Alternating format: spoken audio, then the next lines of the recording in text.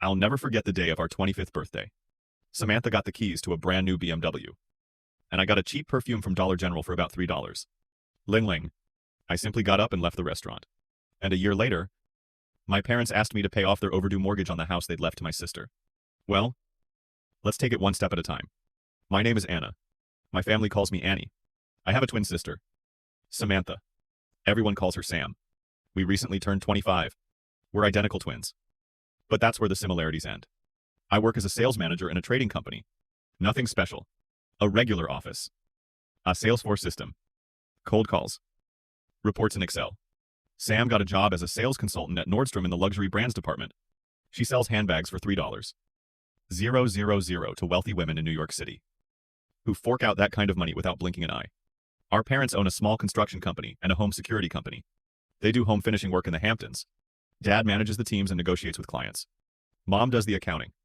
They've been married for almost 30 years. We also have a grandmother. Mom's mother. She's probably the only person in the family who's always treated Sam and me equally. She's always been the voice of reason in our family chaos. It all started on our 25th birthday. After all, my parents decided to celebrate at a nice restaurant in Greenwich Village. I put on my best beige dress, bought on sale at Macy's, back in the spring. Sam showed up in some designer outfit that definitely cost more than my monthly rent. She always looked impeccable. I'd gotten used to it over the years. Dinner was going on as usual. The food was excellent. Everyone was chatting and laughing. Grandma was telling stories about our childhood. My parents seemed pleased, asking about work and plans. I even relaxed and began to enjoy myself. And then it was time for presents. Mom stood up with a mysterious smile and said, "Girls, this year, Dad and I have prepared something special for you." She handed us 2 identical boxes. Same size, same packaging. Sameribon. My heart started pounding. Did they really buy us the same gifts this time? Maybe at least on this birthday I won't feel like the forgotten twin. Open them together. Dad shouted. Sam and I exchanged glances and pulled the ribbons in unison. Sam opened the first one and squealed. "Oh my God. Case? You bought me a car." She held up the BMW keys and fob. I peered into my box. There was a tiny bottle of perfume. The kind they sell at Dollar General for 3 for $2. The smell hit me right away. A chemical, floral poison that left my throat scratchy. I just sat there and stared at the bottle. Everyone at the table was congratulating Sam. She was jumping up and down like crazy. No one noticed that my gift was completely different. Not Uncle Mike. Not Aunt Susan. Not even Cousin Justin, who usually notices everything. "Where's the car? I want to see it." Sam jumped up and down. "Right at the entrance." "My dear." Mom was beaming. "They parked it there on purpose, so you'd see it right away." Sam grabbed the keys and ran out into the street, through the window. I saw her taking a selfie with a big, blue apartment complex in the background. She was posing, making funny faces, and probably already posting it on Instagram. And I sat there with this $3 perfume, trying to process what was happening. I'm 25, and my parents just gave my sister a car worth $40. 0.00到50美元. Ling ling ling. And for me, a bottle with a pungent chemical smell and a rose scent. I put the perfume back in the box and closed the lid. Then I picked up my bag and stood up. "Where are you going?" Sweet Annie asked Grandma. Only she noticed that I was leaving. "I need to get some air," I muttered. As I headed for the exit, I heard Grandma say to my parents, "This isn't fair.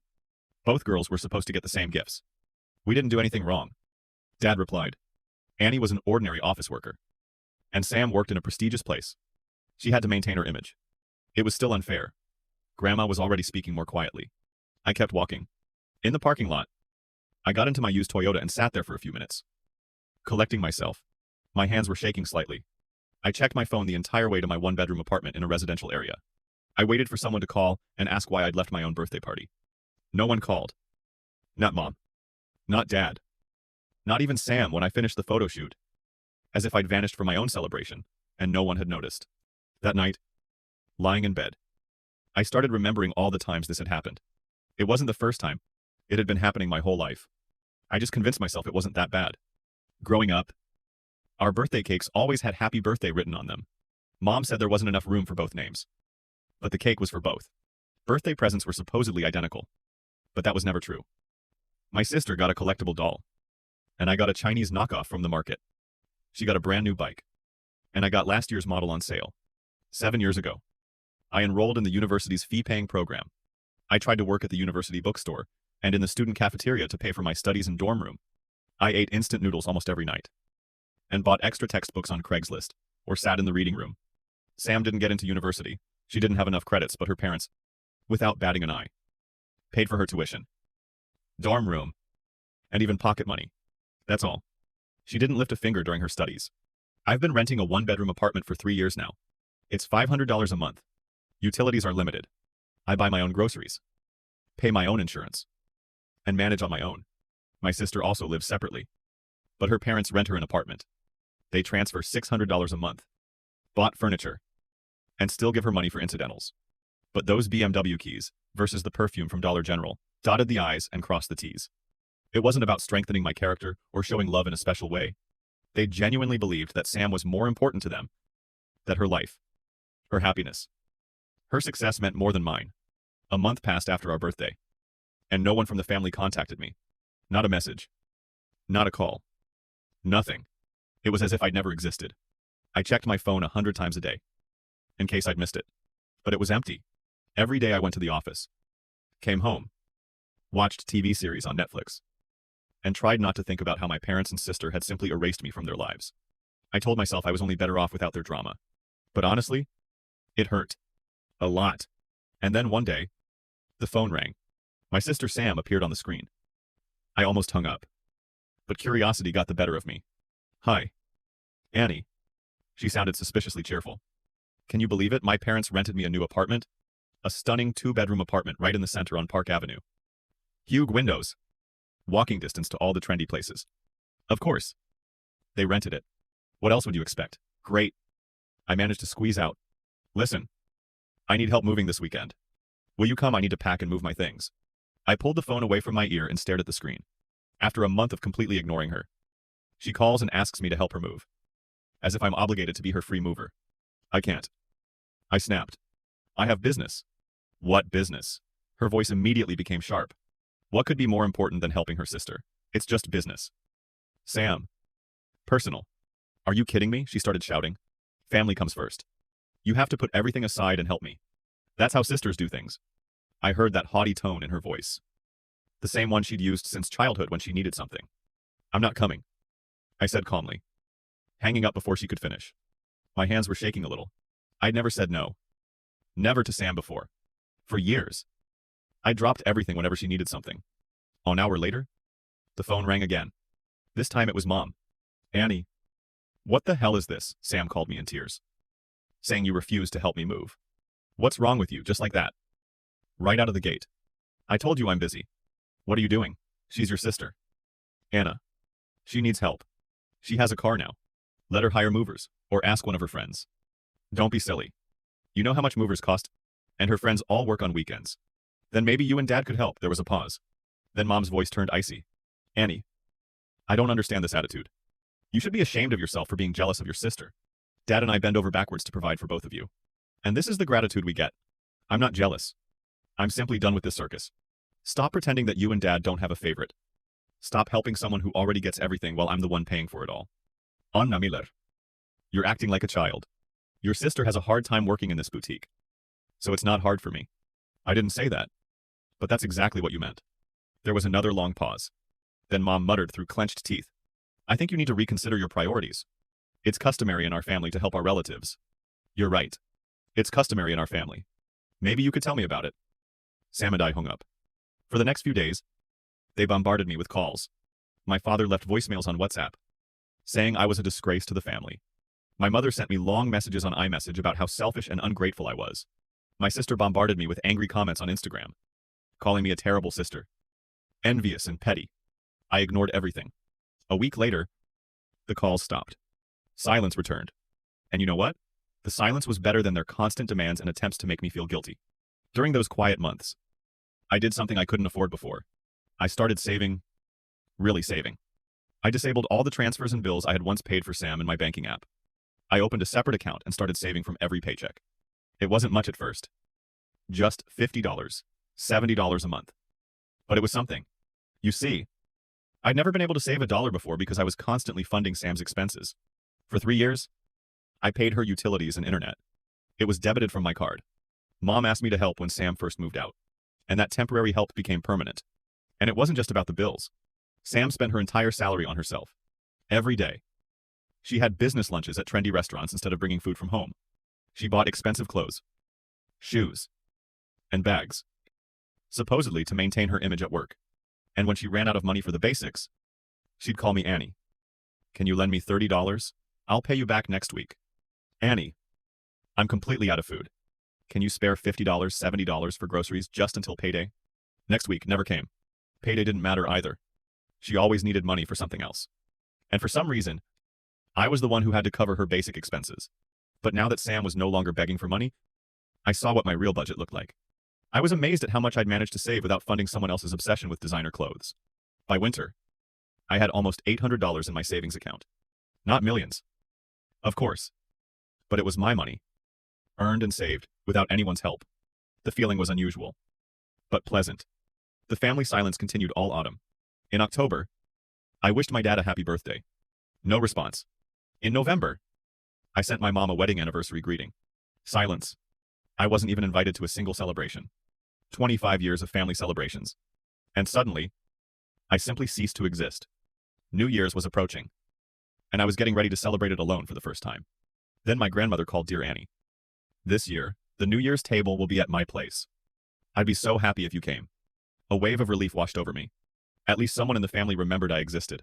On the morning of the 31st, I got up early and baked my grandmother's favorite chocolate chip cookies with walnuts. I used her recipe, which she taught me when I was 12, packed it in a beautiful box, and went to her place. The living room was full of relatives. Uncle Mike with his wife and children. Aunt Susan brought her new beau. Cousin Justin showed everyone photos from her recent trip to Miami. It was warm and cozy, just as it should be in a family. I was helping my grandmother in the kitchen when I heard the front door open. Happy New Year. Everyone. Mom's voice. My heart sank. I peeked out of the kitchen. My parents were coming in with Sam. Dad was carrying a bottle of nice American wine. Mom. A cake from the chocolate shop. And Sam was wearing a brand new coat. Apparently from the latest designer collection. Oh. Mom saw me and froze. Dad spotted me next. And his face immediately tensed. He headed straight for me. Well, who decided to show up? He said loudly enough for everyone to hear. Anna. You abandoned your family. Stopped helping your sister. Stopped talking to us. And now you just show up here like nothing happened. Silence fell over the room. Even the children stopped playing. I didn't abandon anyone. I said quietly. True. I think you turned your back on us the moment we asked you to behave like family. Mom stood next to Dad. Your father is right. Annie, you were selfish and cruel. That's why we made a decision. She paused, looking around the room, making sure everyone was listening. We rewrote the will in Sam's favor. The house. The savings. Everything. Now it'll all go to her. She's the daughter who truly cares for the family. It felt like a punch in the gut. But, oddly enough, I wasn't surprised. It was logical. Actually, you're right, I said. Dad clearly expected me to beg, cry, or something. And that was it. You have nothing more to say. What do you want to hear? You made your choice. Sam has always been your favorite. Now it's just official. We don't have favorites. Mom objected, but her voice sounded unconvincing. Of course not, I said quietly. Sam finally spoke up. Maybe if you weren't always jealous, things would be different. I watched her standing there in her expensive coat, BMW keys in hand, talking about envy. The irony was off the charts.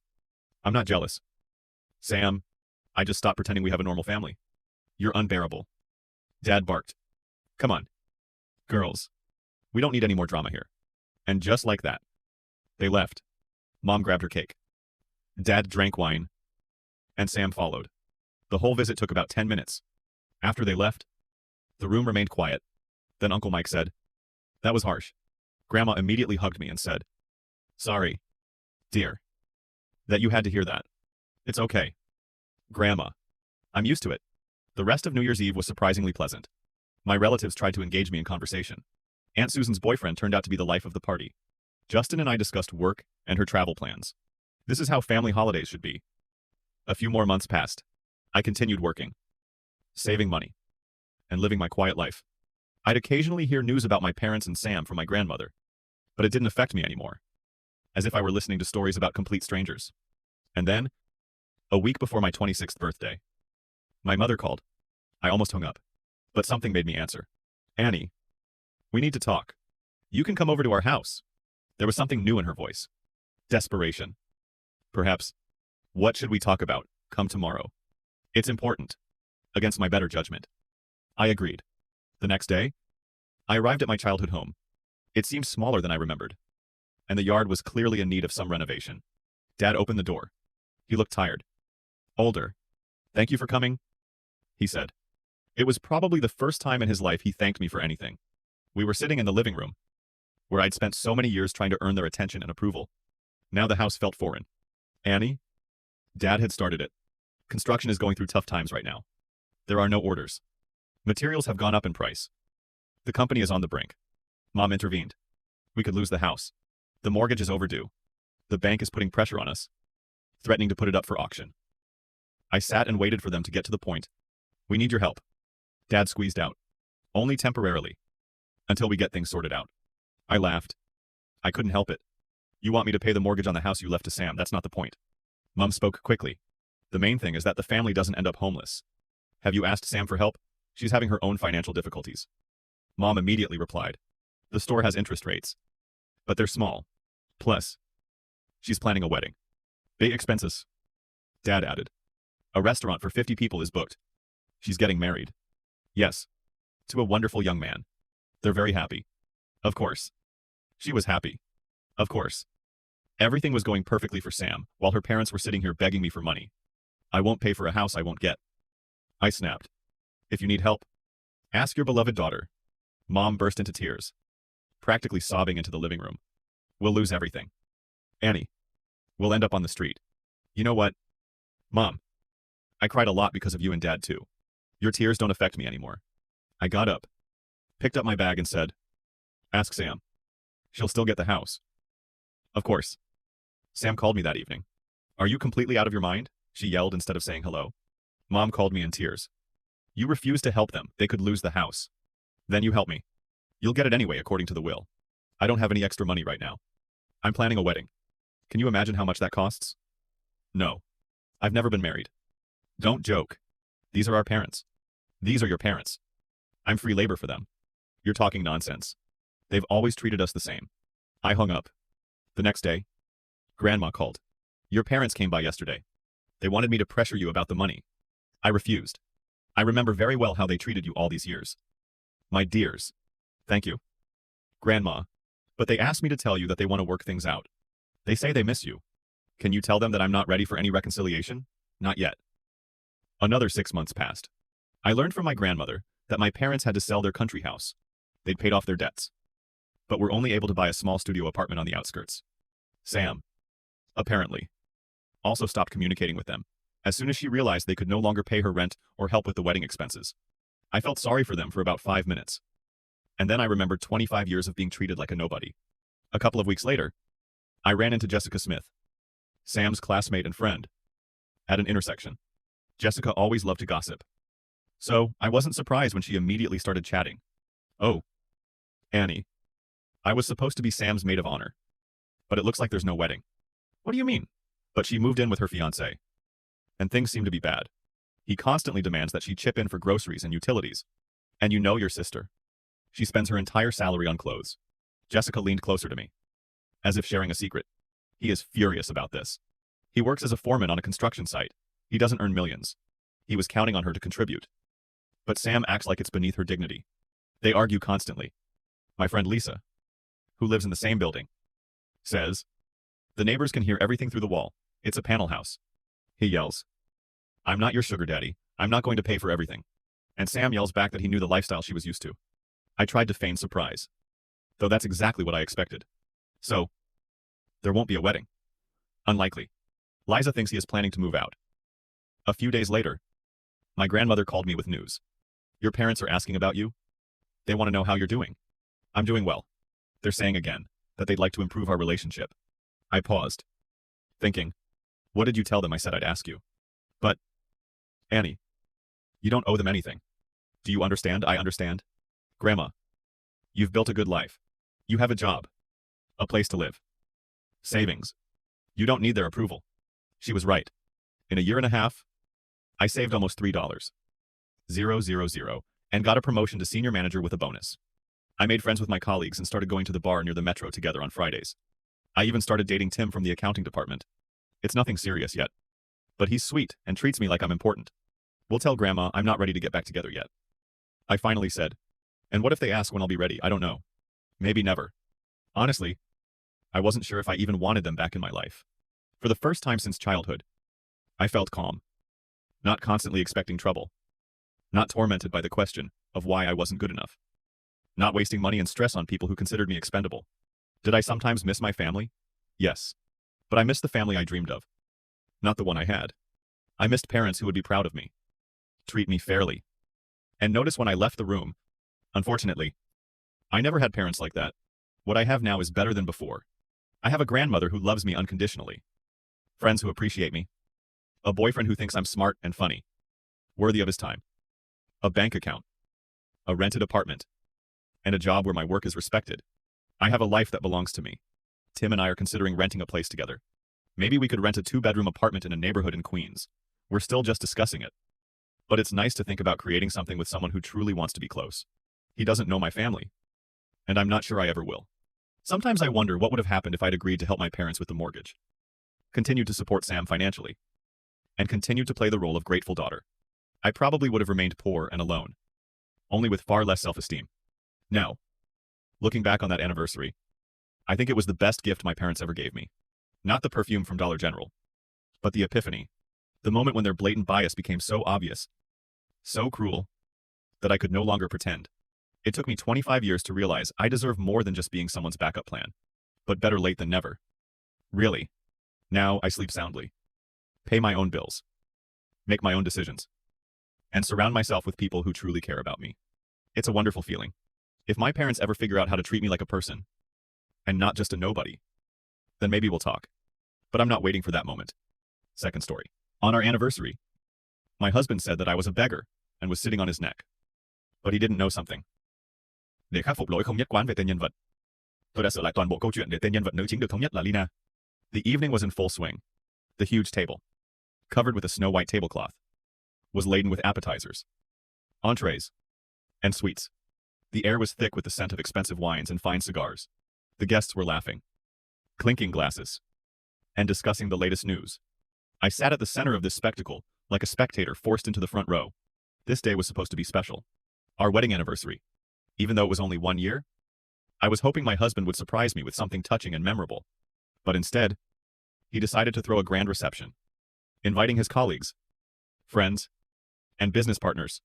All these people felt like strangers to me on such a special day. My husband, Vince, felt like the master of the evening. He was a tall, confident man with an impeccably ironed shirt and an expensive watch. He always loved to show off his success and status. But next to him, I increasingly felt like an unnecessary accessory. I was dressed in an elegant black dress with no frills. Unlike the glamorous ladies in glittering gowns who had come here to flaunt their wealth, I wasn't looking to be the center of attention. I was content to simply enjoy the moment. But my husband had other ideas. Darling, why aren't you wearing any jewelry today?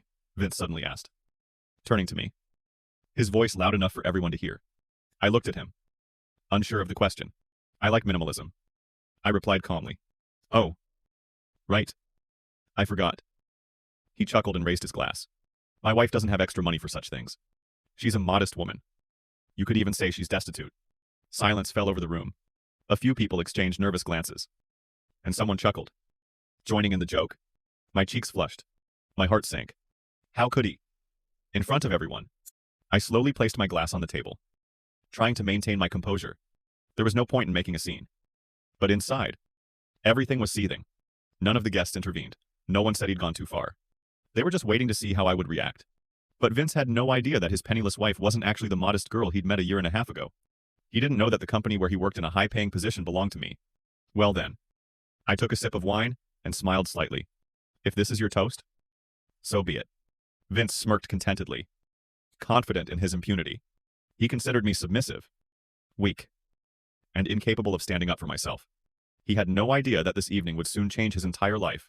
After his words, the evening for me turned into a series of annoying sounds. Artificial smiles. And sidelong glances. The guests cheered up again and continued their conversation. But I saw many of them watching me, waiting for a reaction. Of course, No one would stand up for Vince's penniless wife. They were his friends. His entourage. I took a glass and pretended to enjoy it. The wine burned my throat. But I had to keep my cool. My revenge wasn't supposed to be impulsive. It had to be graceful. Through the hubbub of voices and the clink of glasses, one of the guests approached me. Her name was Maria, the wife of one of Vince's partners. She was a woman in her 40s, with an artificially taut face and lips like an inflated balloon. Darling. Her voice was sweet, as if she were conjuring candied fruit. You must be so happy to have such a successful husband. With him. Of course. You don't have to think about money. I smiled. It was soft. But there was a hint of an approaching storm lurking within it. Aren't you right? Maria, I replied. I don't think about money at all. It takes care of me. She blinked, not quite understanding what I meant. Soon Vince himself appeared behind her. He had obviously overheard our conversation. He put his arm around my shoulders as if he were trying to be affectionate and said loudly, "Is that true? My wife has such a remarkable talent for getting by with little." He laughed, drawing the guest's attention back. I felt his fingers lightly squeeze my shoulder. He was enjoying this moment. His superiority. He always found it amusing to show off his strength, even if it meant humiliating me. I slowly turned to look him straight in the eye. In that moment, I realized it was the perfect time. Darling, since we're talking so frankly about money. My voice was soft, but there was a dangerous confidence in it. Tell me, how are things going at work? Everything's fine. You just got a promotion. Right, he nodded, clearly not expecting this turn of events. Of course. Darling, I'm one of the company's most valuable employees. I noticed several of the guests tense up. They knew what I was about to say. But Vince was still clueless. How interesting. I continued, pulling away slightly. You must know perfectly well who owns the company where you work. Vince frowned, and Maria quickly pretended to have an urgent call and left. Well, of course I know. He chuckled discontentedly. It's a large holding company, owned by investors. What are you getting at? I looked at him with genuine interest. Investors, you say? I bowed my head slightly, implying he wasn't aware of the most important details. Oh. Vince. You work for the company, but you don't even know who owns it. He frowned. A shadow of doubt flickered in his eyes. What are you talking about? I took a slow sip of wine, savoring the moment. I mean, dear husband, the company you work for belongs to me. At that moment, silence fell over the room. The guests froze, their glasses suspended in their hands, and Vince stared at me as if I'd just told him he was adopted. What did you say? Vince blinked, but his face remained tense. I didn't repeat myself. I let him understand the full depth of what he just heard. The guests, too, froze. Those who knew the truth quietly shifted from foot to foot, unwilling to get involved in someone else's drama. The rest simply stared at us, as if watching an expensive theatrical production. Did you mishear? Dear, I smiled softly, placing my glass on the table. I own the company where you work. He stopped short. I don't know what to say. Is this some kind of joke? I shook my head. No. It's not a joke. Vince turned pale. He glanced at his colleagues, seeking support. But no one was rushing to defend him. Everyone understood that neither their connections, nor their status, nor the confidence they'd lived with for so long would help them in this conversation. It can't be, he whispered, taking a step back. How? When? Why didn't I know? I bowed my head slightly, suppressing the urge to laugh. Perhaps because you've never cared about me or my interests. I paused, letting him digest what I'd said. While you were playing the king, I was building my own business. You never asked me what I did, what I was interested in. You thought I was just your shadow, your convenient accessory. His face twisted into a grimace. He was clearly trying to find the words, but his tongue seemed to refuse to obey. It was the first time he'd lost control. You were hiding it on purpose, he narrowed his eyes, and his voice took on a note of accusation. Oh. Yes. On purpose. I paused. And you know why? Because you would never have believed that I was capable of anything more than just being the wife of a successful man. Had took a step toward me, lowering his voice. Is this your revenge? I looked him straight in the eyes. No. Vince. It's just the truth. He tensed, realizing he couldn't turn the situation to his advantage. His entire evening's show had backfired. The audience he'd so hoped for was no longer on his side. The guests whispered. Some tried to hide a smirk behind a glass of champagne. No one laughed at his jokes anymore. I don't believe it. He shook his head, as if to himself. Oh. But that's easy to check. I shrugged. You can stop by the main office tomorrow. The secretary will confirm that I really am the CEO. He froze, Now he realized it wasn't a joke. So that's why you were always invited to closed meetings, he muttered. And I thought you were just an assistant to one of the investors. Yes. You've been thinking a lot of things. Vince. I picked up the glass again and took a sip. And, as it turns out, a lot of it was wrong. He swallowed hard. I watched his face change from shock to realization. And then to fear. For the first time in a long time. He felt weak. Vince sank heavily into the nearest chair. His hands clenched into fists. The guests fell silent. Each realized they had just witnessed an event that would change not only this evening, but the entire life of my husband. No. My ex-husband? In my heart? I had already made my decision. Have you been deceiving me all this time? His voice was hoarse. But it no longer held the confidence he so loved to project. I laughed low. Softly. Almost affectionately. Oh no. Darling. I didn't lie to you. You just never bothered to ask. It wasn't me hiding the truth. It was you who didn't want to see it. Vince clenched his jaw, clearly trying to hold back angry words. But he knew any word he said could backfire. He couldn't be rude anymore. He couldn't humiliate me like he had before. Because now I was the one with the power. So what now? His voice was quiet. As if he were feeling fear for the first time in his life. Are you going to fire me? I twirled the stem of my glass thoughtfully. That would be too easy. Don't you think I leaned closer to him? Speaking barely audibly. So only he could hear. I don't want to just fire you. Vince. That would be too pathetic a revenge. No. I want you to understand what it means to lose everything. Slowly. Gradually. He swallowed. You have no right. Oh. Vince. You yourself taught me that money and power give the right to everything. I chuckled. You've told me more than once that the strong always win. Only now we've switched places. Haven't we? He wanted to say something. But at that moment one of the guests awkwardly cleared his throat. Apparently, the tense atmosphere had become unbearable even for them. Well? I stood up, straightening my dress. I think that's where the evening can be considered over.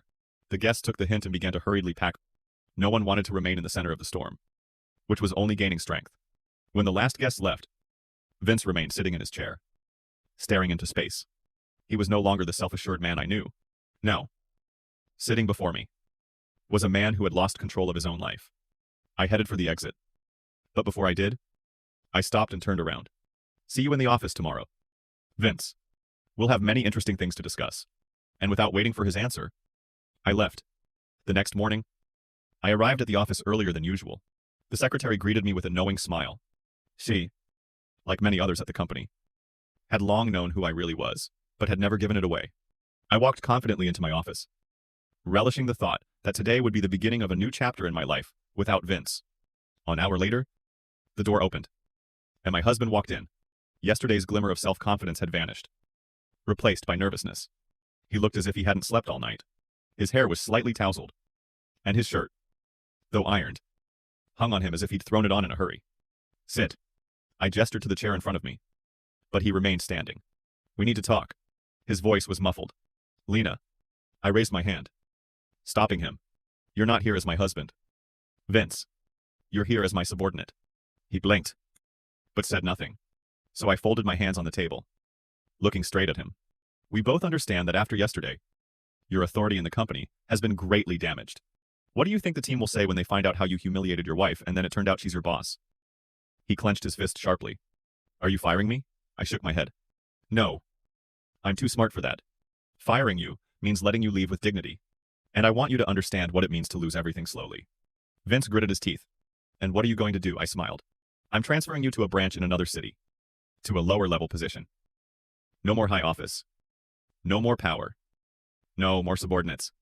Just a regular office job. 9-hour days. Simple paycheck. Working for people you never even noticed before. His face contorted in rage. You can't. I can. And I did it. The man exhaled convulsively. You loved me. After all. Are you really ready to ruin everything like this? I leaned forward, looking him straight in the eyes. No. Vince. You ruined everything when you humiliated me. When you considered me your shadow. Unworthy of even respect.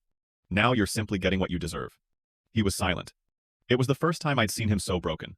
There was no arrogance or malice in that look. Only understanding. I stood up. Let's say goodbye. Vince, I'm no longer your wife. And you're no longer the man I once was happy with. And thank you for insisting on a prenuptial agreement. I turned and walked out of the office, without looking back, without regret. Today was the day of my triumph. But most importantly, the day of my freedom.